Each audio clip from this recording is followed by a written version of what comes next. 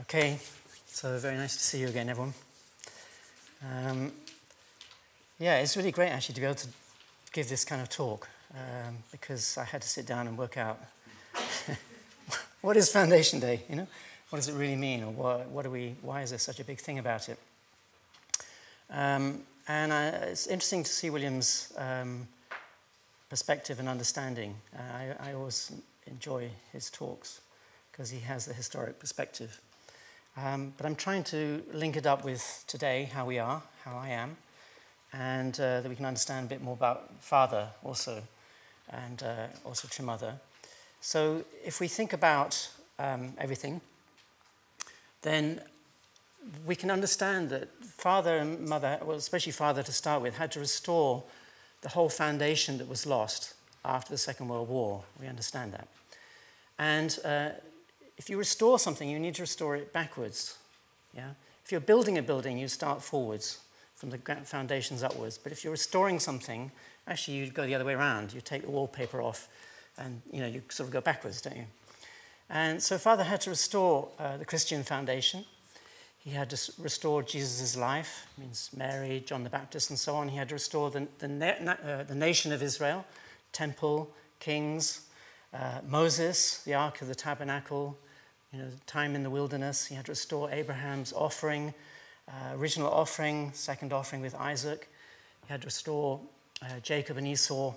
He had to restore Noah and all the things that happened to Noah back to Adam and Eve, right? To create a new beginning for humans, which should be the time before the fall. We're trying to undo the fall and all the results of the fall all the way through history.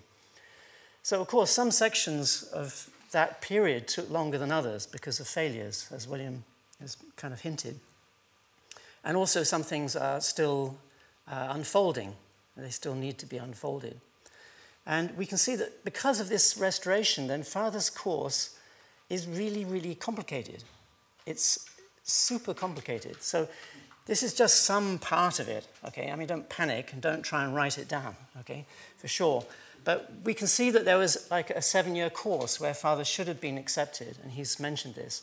There's Father's own 21-year course. He stated that it started in 1947. And then there's also a True Parents 21-year course from 1960. There's Father's own personal 40-year course.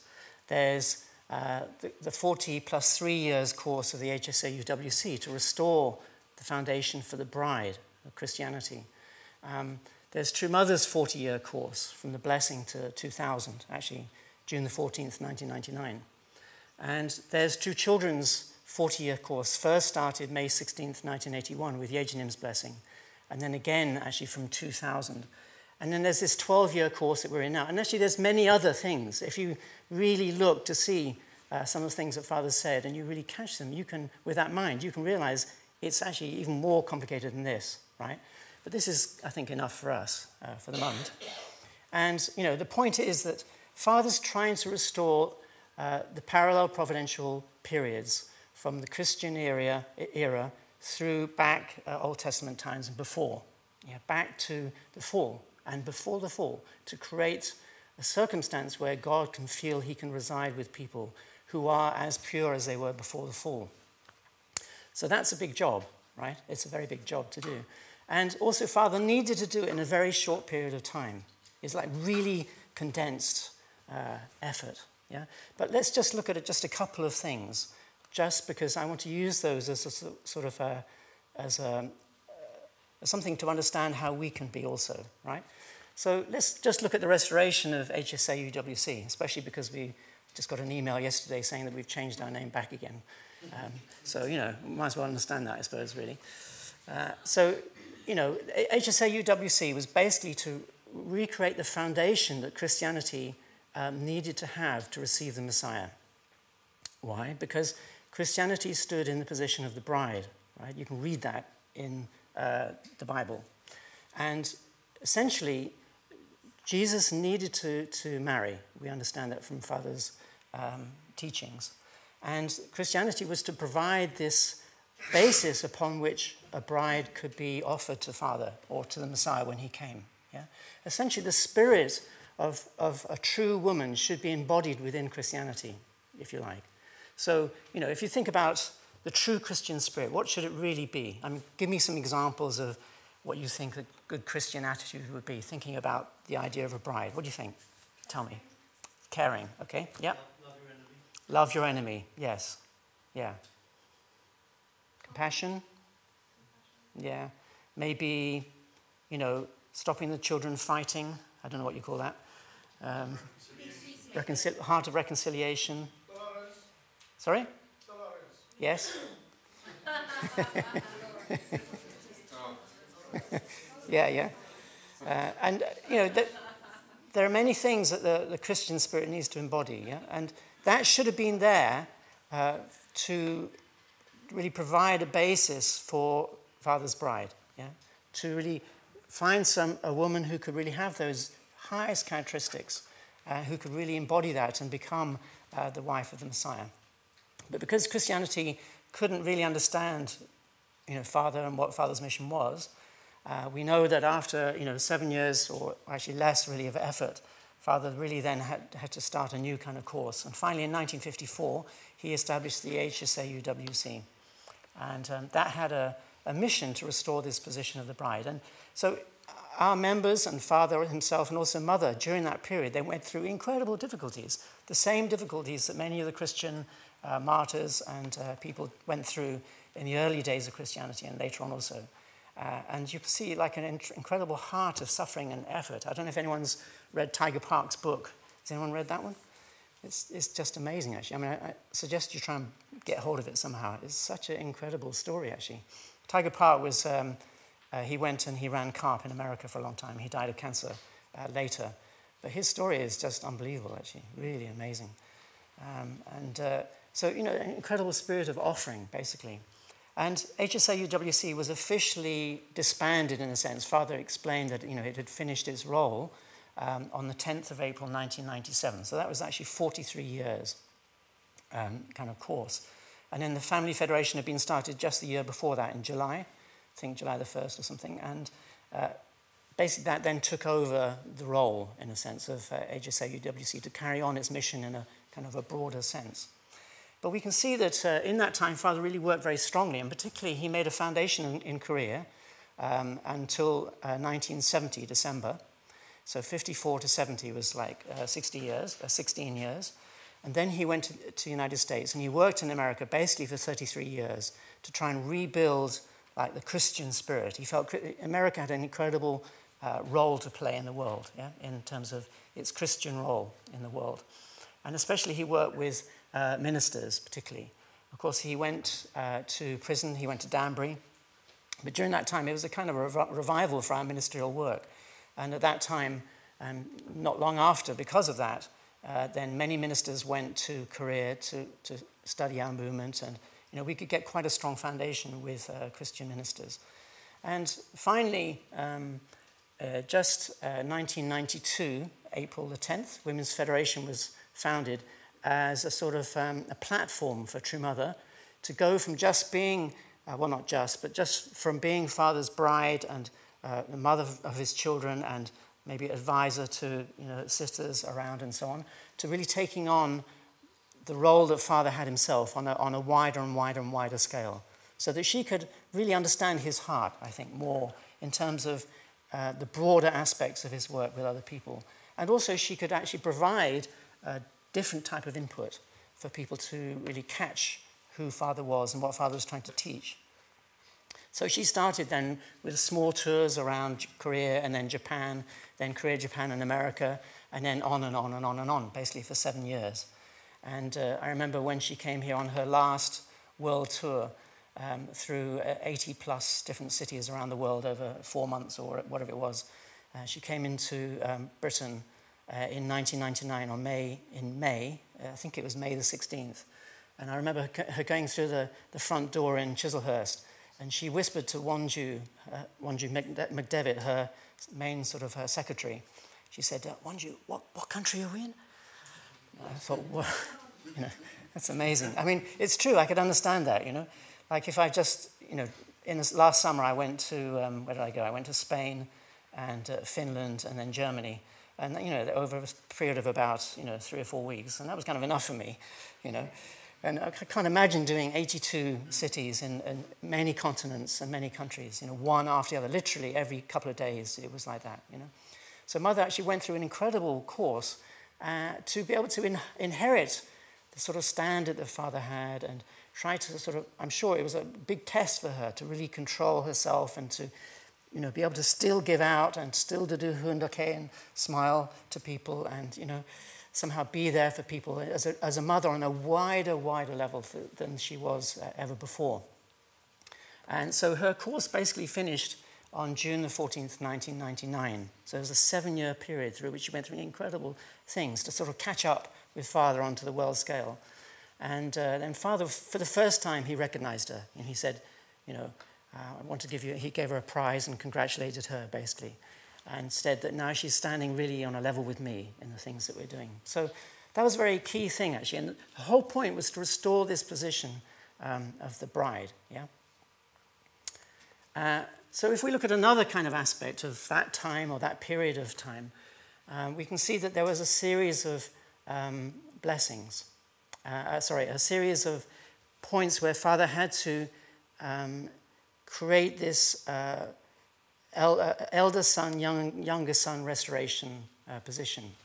And to start with, he couldn't even establish himself as a true father. He had to in the very early days of the church, he prayed in Jesus' name, in Christ's name. Later on, the prayers changed, and gradually, I think our members used to call him Master to start with, very early days, when he was a little more like a teacher, and then later he became Father, like that, and then true Father. And so somehow, step by step, Father was trying to establish this elder son, younger son relationship, not just with members, as it were, but with the Cain figure on wider and wider levels. The first kind of major victory that Father talked about was August 31st, 1989, was where he explained that he'd been through these sort of 8 stages of this Cain-Abel relationship on wider and wider levels, not just with one person or a group of people or his tribe or people representing Korea, but actually people on the world stage even. And we know that just not long after that, then he met Mr. Gorbachev, he met Kim Il-sung, and he could really sort of make some condition of unity with this type of world level, sort of Cain type of person. And then in August the 9th, 1997, which is the time after Mother succeeded on her world tour, and instead of just being like an elder son, he could start to really work on the idea of parentship. And he started to work together with Mother. And he said now God has actually got he's reached some sort of Sabbath period where we've been restoring all these Cain-Abel relationships. We're trying to make the foundation of faith and substance, which I'll talk about in a minute. But now we can actually stand as parents to people. And he started to emphasize much more about parentship and true parents. And then later, the third stage was when he had this coronation ceremony for the kingship of God on January the 13th, 2001, where he started talking much more about sovereignty and establishing a nation and so on. So again, there's this kind of step-by-step process that Father went through to try and build a deeper and deeper foundation of heart. So if you look at this kind of period, it was all to do with how to love your enemy, how to win someone's heart, and also how to be more and more parental. And, True Mother had to be super parental on a world level, And then even how to really establish some basis of sovereignty so that we can start to think about, worldwide constitution or how should a nation start to be established and so on. So all that was done in that period of time. So, True Parents' mission was to restore our position before the fall, as I explained. So what was the fall? So the fall was, first of all, it was Adam and Eve, wasn't it? It was the Archangel and Eve. That was the first step of the fall. And that was between a spiritual being, and physically, yeah? So between a spiritual person only and a person in the physical world. Then the next stage of the fall was between Adam and Eve, which was, two beings on earth. And then later, of course, Jesus came to restore that failure, but he didn't even manage to even begin to restore it in the sense of, getting married and restoring the relationship between men and women. And then far later, Father then had to restore these things himself. Yeah? So he also had to go through these kinds of circumstances that Jesus went through. So he had to, go through what Jesus went through and what Jesus experienced, and then even to go back to Adam's family. So that's one reason why Father set up these different kinds of blessings. So the first blessing, of course, was true parents' blessing. But true parents weren't really true parents, if you think about it, from what I've just been saying. They were in a kind of John the Baptist position, restoring Jesus' position, something like that, yeah? So we can say that, this first blessing here, on the 16th day of the third month of 1960 by the lunar calendar, was restoring Jesus' inability to get blessed and get married. And then Father had to work to rebuild the Christian foundation on that basis.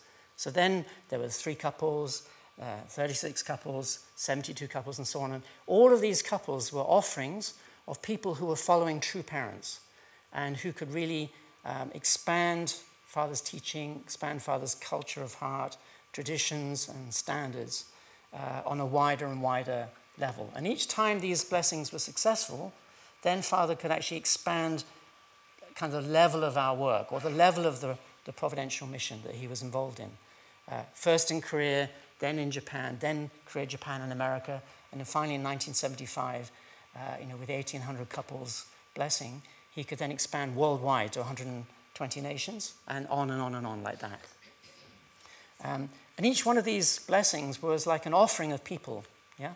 So just like at the time of, the Hebrews making their offerings and their sacrifices, and the Israelites in Israel, they would make an offering at the temple or, to atone their sins. In the same way, Father wanted to make offerings of people, real living offerings of ourselves, to be able to advance the providence by saying, well, look, here are these people, and they're following me, they're following you, they're following the principles. So basically, Satan can't really accuse us to really expand onto that level of work because we have that level already foundation. Then 1992, 1995, and 1997 were a bit beyond our reality. But we had to do them in some sense because Father needed to make some basis on the world level. And so we get these kind of very impossible blessings. I don't know if any of you were involved in those, but I remember standing outside Wembley Football Ground, for example, trying to bless people, which was interesting, to say the least. So anyway, there were these kind of conditional offerings as well at the end of all that. And, basically, and then on the basis of, true mother fulfilling her role, true father having really overcome these Cain-Abel relationships, in the end, then after the year 2000, Father could start this 12-year course in 2001. And 6th of February 2003, he could have another blessing with mother. And this was like the next stage back. So we started with Jesus, now we're going to go right back to the fall. And what was the fall? It was actually, if you look at it in reverse, it's Adam and Eve, right? And then the final step, which was the first step of the fall, was the archangel and Eve, yeah? So again, father and mother, they had the blessing. And remember, it was a very simple affair. Father had a white tuxedo, mother had a white dress. There's nothing on the stage, nothing at all. And Father gave mother a ring, they exchanged rings, and Father then prayed, basically. So again, there was another blessing, of course, which would represent this kind of restoration of Adam and Eve. So mother had got onto her world level foundation, and she could get this blessing with Father. And then once again now, 2013, this year, 22nd of February, solar calendar, there'll be another blessing. And Father's in the spirit world, whether by accident or not, I don't know, really. But anyway, he's using that for this kind of purpose, to establish really true parents substantially and to undo completely the fall of the archangel and Eve. If you're wondering where I got this from, actually it's from a speech that Hyunjin gave just last week. It's quite interesting speech. It's rather explicit, actually. But I do recommend it for you. It's quite interesting. Yeah. So that's a kind of blessing providence. And so if you think about it, our blessings have always been kind of offerings until now. Because we've been in a period of restoration, and we've had to be sort of been given, in a sense, as an offering, so that Satan can step back, and God can really advance the providence more deeply. So we can see that, true parents are trying to restore our position before the fall, essentially. And we look at all these historic figures, that William's, some of them I'm sure William mentioned. There's, the key central families of Abraham, Isaac, Jacob, David, Zechariah, of course, at the time of Mary and Jesus. And, finally leading up to true parents, like a whole course of restoration of all these people going through many, many things to really change their hearts, essentially. So if we think about the way the fall is being restored, it's to do with restoration of heart, yeah? It's not an intellectual thing. Of course, we need to understand what we're doing, because sometimes the circumstances are so difficult is we can't really see what's going on, right? So we do need to understand, but at the same time also, it's to do with our hearts, right? So if you think about, our hearts as they were maybe not long after the fall, we were quite messed up and, very selfish. If you think about, very old, pre-Old Testament people, they were very barbaric, and they didn't care about anything apart from maybe their own particular family or something like that. And they certainly didn't, worry about the environment or save the whales, or anything like that. But bit by bit, our hearts have become more and more sensitive towards each other, to such a point where, we're really concerned about all kinds of situations. And we're very sensitive to people suffering around the world, and we want to do something about it. And that's because we've been growing up, over all these thousands and thousands of years. Yeah? And, basically, Father wants to be able to pass on to us a state where we can't be invaded by Satan any longer, because our hearts have come to such a point that, we don't have a connection with Satan, basically. And then there's no basis for Satan to sort of step into our lives, right? It's very difficult because we're surrounded by a really terrible environment around us. But we need to get to that point. So through the blessing, basically, Father's trying to capture us and pay a price for us through which Satan cannot violate us, providing we keep to some very basic rules, right? If we break those rules, as is always our responsibility, but if we break those rules, then, of course, Satan will invade us, yeah? But if we don't, then Satan cannot invade us, yeah? And if he did, then actually God would actually claim a bigger price from that. So if we look in Revelations 14, it talks about us, actually, at that time. It says in Revelations 14, they sang a new song before the throne and before the 4 living creatures and the elders. No one could learn the song except the 144,000 who had been redeemed from the earth, right? So 144,000 is to do with you, right? It's to do with us. What are the 4 living creatures? Don't worry about that. I don't know, and it's not particularly relevant to this. So these are those who did not defile themselves with women, for they kept themselves pure. They follow the Lamb wherever he goes. They were purchased from among men and offered as the first fruits to God and the Lamb, right? So these are the first people who could follow Christ at the second coming, and who were offered, as the first fruits, and could really stand as kind of the standard, if you like, or the first steps towards this new kingdom. Yeah. So the whole history then has been this kind of amazing kind of journey, if you like, of God trying to establish his foothold, but not just simply his foothold, but he's been trying to establish his heart. Even his seed in human beings, because God wants to be inside us. God wants to be with us. We are an expression of God's nature.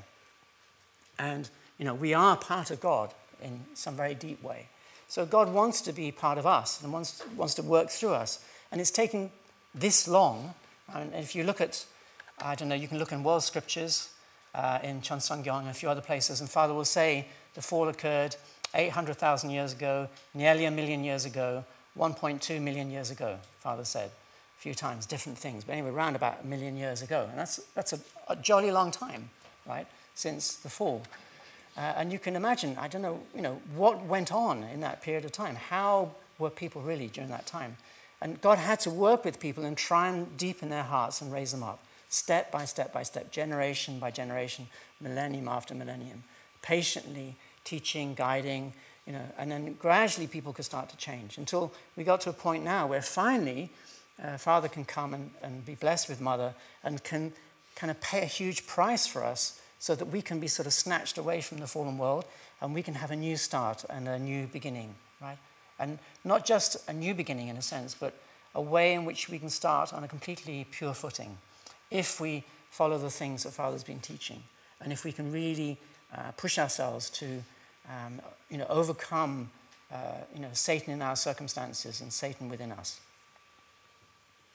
So this is a very special point, that we're at, where we can actually be taken away from the fallen world and we can make a new start. And it's to do with this holy wine and the covenant. Now, William mentioned the covenant, that Solomon broke the covenant that God had made with him. And if we look at the blessing, which is water and wine, is forgiveness, which is water, and a covenant, which is represented by wine, with God that gets renewed. And on the basis of our repentance and redetermination to make a new start, we can go up step by step by step. So we can see in the past the covenant was, a long, long time ago, if we go back to Jesus' time, the Last Supper, Jesus made a covenant with his disciples to do with, this is bread, this is my body, and this is my wine, drink this wine, this is my blood. And this is a covenant, remember me. And through that then, when Christians do that every Sunday, then basically God can be with them. And then God can say to Satan, in a sense, well, these are my people. Look, they're doing this, they really believe in me, they really believe in Jesus, and they want to live a good life. And as long as they do the right things, then I have a claim on them. So God could work with Christian people that way. If you go back, back in history, you can see that actually this covenant was established at the Passover. In fact, Jesus gave the bread and wine at the feast of the Passover, the day before he was arrested. And the Passover was to do when the Israelites left Egypt, isn't it? Yeah? And what happened at that time? Do you remember? Can someone tell me quickly? Apart from William? Yeah. They cut a lamb, didn't they? They made a feast. But using the blood of the lamb, they put it on the door. And if they did that, then the angel of death would pass over their house and they would be able to go out with Moses into the desert and go to Canaan. That was the idea, so basically through that, God protected them. How does that work? Well, very simply, it's just a very simple thing that God could say to the evil spirit world and Satan, look, anyway, these people did that. They put the blood on the door. So who do they believe, me or you? Obviously, they believe me, because that's what they did. And so Satan will say, yeah, okay, yeah, sure. And they did. So it was like a sign or an indication of where they stood in terms of their faith in God or not. And if you go, even now, the Jewish people, they eat, at the feast of the Passover, they eat unleavened bread, actually, which is kind of reflected in also what Jesus was saying with bread and wine.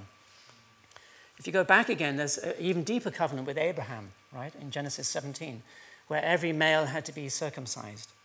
And it was a sign of the covenant between me and you, God said to Abraham.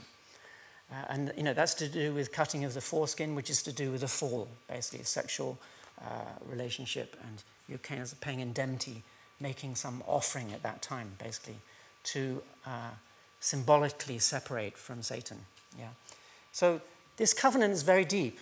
It's not an arbitrary thing that Father invented. He didn't sort of think one day, let's have some bit of wine, quite good, and we'll do this. No, it's like it's rooted in history, and it's basically, if we take it very seriously, then we can say that we're part of this first resurrection, that God can really work with us, and we can be part of God's people. Yeah. So we're thinking about blessing. We're thinking about making a new start. We're thinking about our promise with God at the blessing, and we're thinking about this covenant.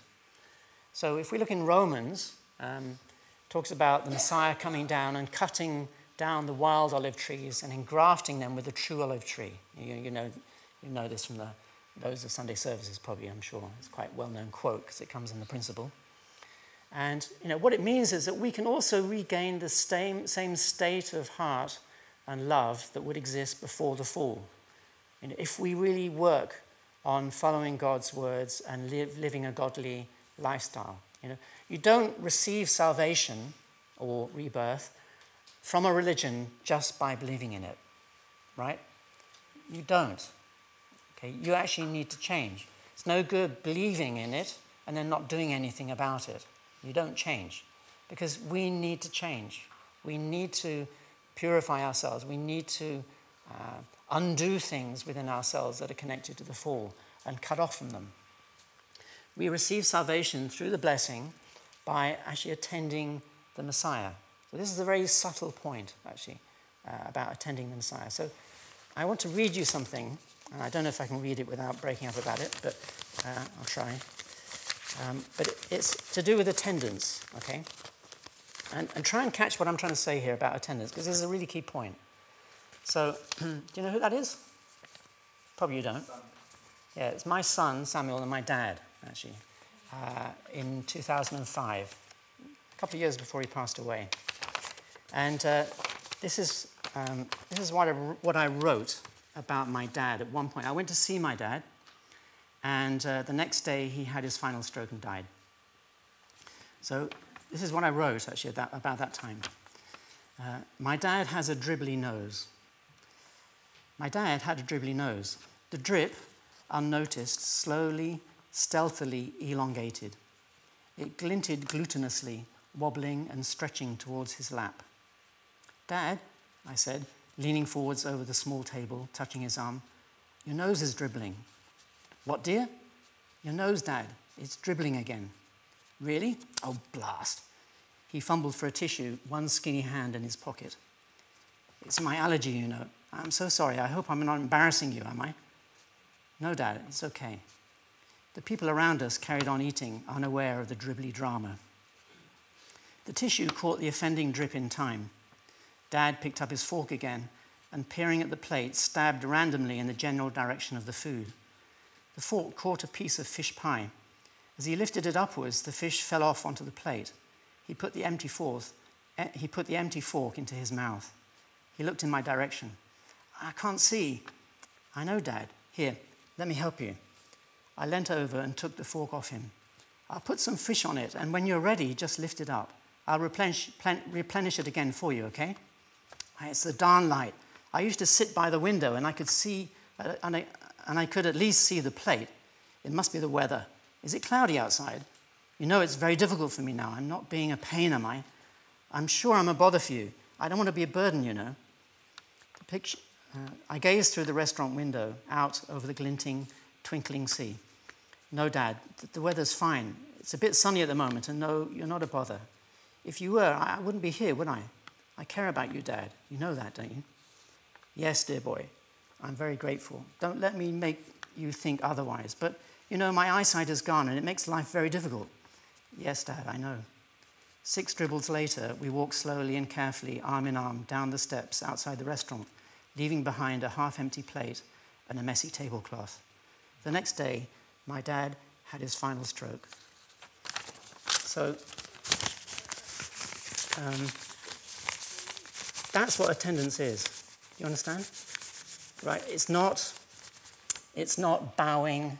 It's not, do you know what I mean? Like externally, it's not bowing. It's not saying the right things. It's not doing the right thing. You know, it's not any of those things. It's actually, it's very deeply to do with heart. Yeah, it's to do with heart. You know, so actually, my relationship with my dad is very interesting in a way because I wasn't his son, and I lived with him all my life, so I thought he was my dad for a long time. And then later, I found out he wasn't, and he was very strong and angry man, actually many times, and I didn't have a relationship with him at all until after my mother died, and I started to get to know him after he started to go blind and he had these strokes and he became very ill, actually. But through this attending my father these times, I built a very deep feeling for him, actually, a very deep feeling, because it was a very simple, artistic kind of relationship that I had with him, yeah? So finally, of course, when he died, I felt completely at a loss, actually. I felt alone and a loss.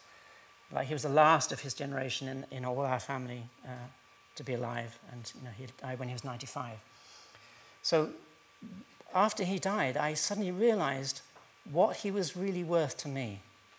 You understand? I understood who he really was because of my artistic connection with him. Yeah, I could understand, he was a great diplomat, and he used to travel and do all this and that, and all kinds of things. But also he is a man of tremendous values and standards. He always kept his word. He was a very honest person, basically, and very reliable. You could rely on him, absolutely. And he would never break a law of any kind. He was that kind of person, very conscientious. Yeah.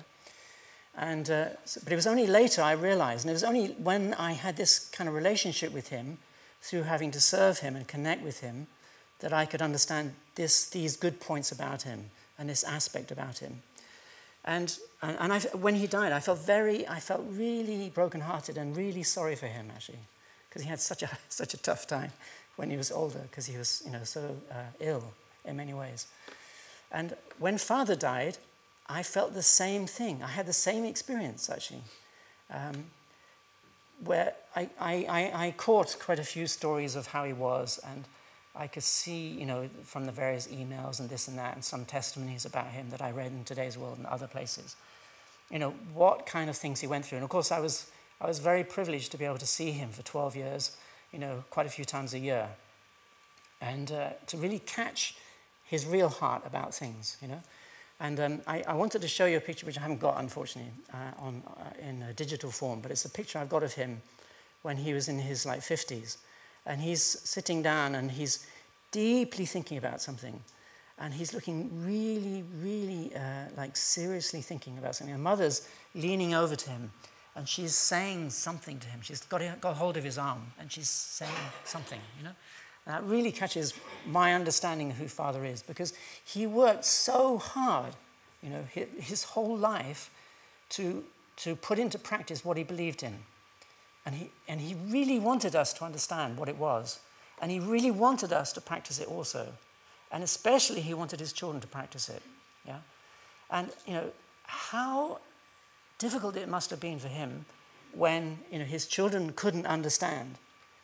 His own children couldn't understand what he was doing. And not only that, but he was betrayed many, many times, actually, by people around him.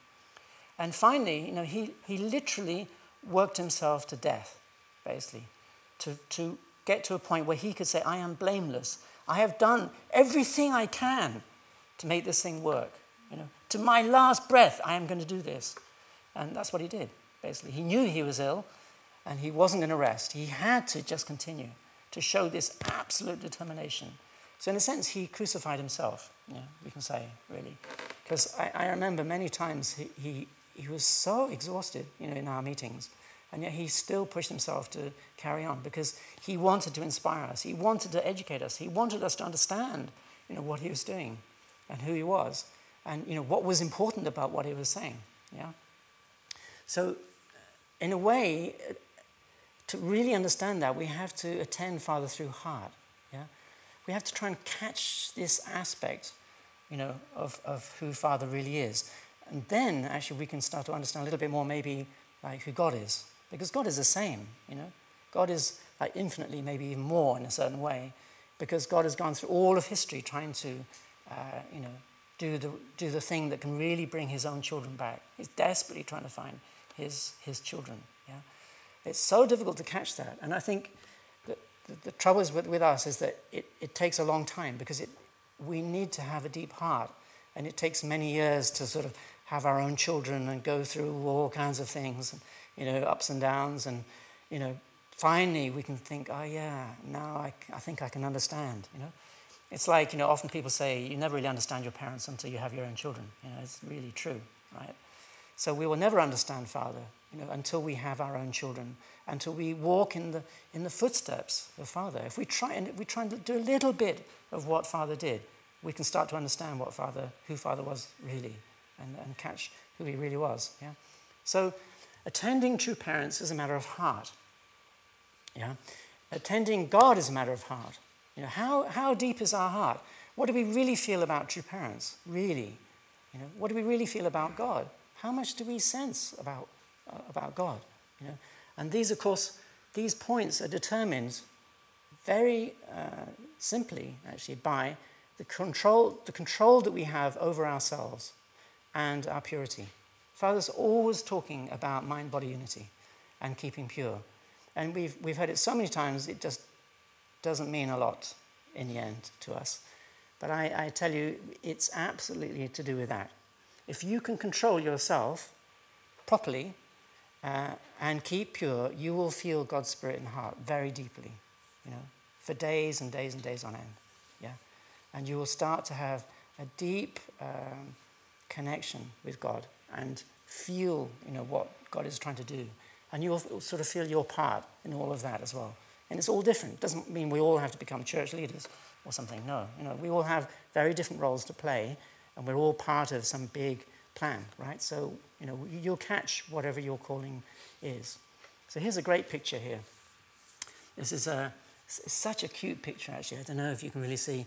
But father and mother are just like little kids, I don't know, they're so young, Just father's, 41 there, and mother's even younger, such a young girl, really. And these are all our elder members now, just a bunch of young people, so cute. Aren't they? They are really. If you look at that picture, I don't know where you can find it, but it's really cute, actually, so nice. And but actually, Father made a very amazing speech at that time, a very prophetic speech, which I want to leave you with this half session of my talk. So I just read it out, and you can sort of try and follow it as well, yeah? But it's really important for our circumstances today. So this is part of the speech. God warned humankind that there would be 7 years of great chaos in the last days. During this time of great difficulty, the faithful will be faced with circumstances in which the bonds between human beings will be severed completely, and they will be unable to trust anything. It will be a time when you will not be able to insist that you are following your course of life based on your conscience, no matter how much you have lived faithfully according to your conscience. It will be a time when you cannot insist that the course of your life is based on faith or some ideology. Anybody who embraces God's will and is awake will feel pain whenever he beholds what is around him. When such a time comes, that will be within the 7 years of great chaos in the last days. That will be a time when hope is shaken. That will be a time when the center of the faith that we believe in is shaken. That will be the time when leaders who had followed in faith will waver. Everything will be shaken. It will be a time when everything, ideologies, religion, conscience, and the parental heart will be shaken. That is why do not be sorrowful if you see the church sway. Do not be sorrowful if you see an ideology create disturbance. Do not be sorrowful if you see a sovereign collapse. Do not be sorrowful if you see your parents change. Do not be sorrowful if you see your brothers change and fall away. Even if everything in the world that you have relied on and trusted should sway, your hearts should be composed. You must know that God is unswayed, and even at this very minute he is coming to you. You must understand that he gives us pain because it is part of a great promise to connect us with that day, which he treasures, and with the pain that he has gone through. Therefore, do not be discouraged if you see that the path ahead is blocked. Do not lose heart if you see your nation falling into disorder. God is not dead. Do not lose hope, even if the world is in uproar. God is not dead. He will surely come to us. Even if everything is in chaos, do not waver in your single-mindedness towards heaven. Your heart of depending on heaven and looking toward heaven with hope must never change. Even if God should place you in a painful position to change that heart, you must remain fervent and be able to call upon the Father in such circumstances. No matter what kind of situation you find yourself in, you must make effort to hold on to God's heart as a lifeline and climb up from that position. So, what is this promise? Father mentions this promise that God made. So what is the covenant between us and God? So that's what I want to focus on next in my next half. Okay, thank you.